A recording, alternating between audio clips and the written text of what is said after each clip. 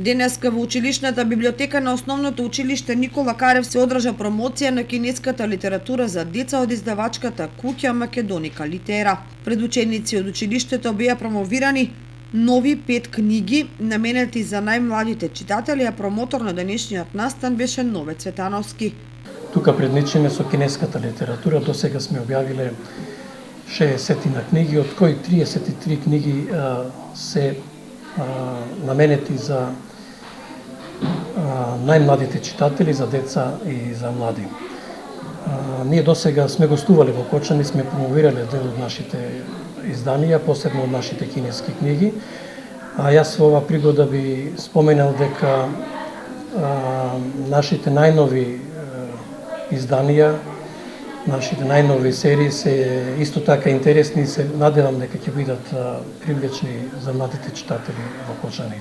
Денеска промовираме една нова серија од 5 книги, тоа се кинески народни приказни, целосно илустрирани, но и една што туку почната нова серија со кинеска литература, со наслов Најдобрата кинеска фантастична литература за деца и млади, од која неодамна пред еден месец ги објавивме првите 2 книги.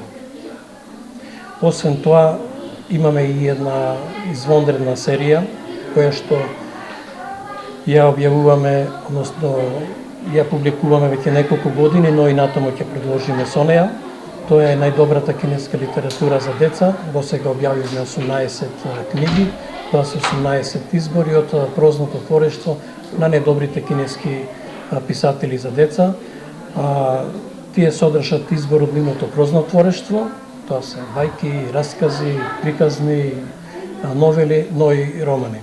Љупка Стоименова, библиотекар во училишната библиотека во Основното училиште Никола Карев, истакна дека со оваа промоција започнуваат активностите планирани во второто полугодие од учебната година, кои ќе се реализираат во училишната библиотека. Од денес почнуваме со активностите предвидени за реализација во училишната библиотека во Никола Карев за второто полугодие и почнуваме со представување на кинеската литература за деца, односно најдоброто од кинеската литература за деца во издание на Македоника Литера.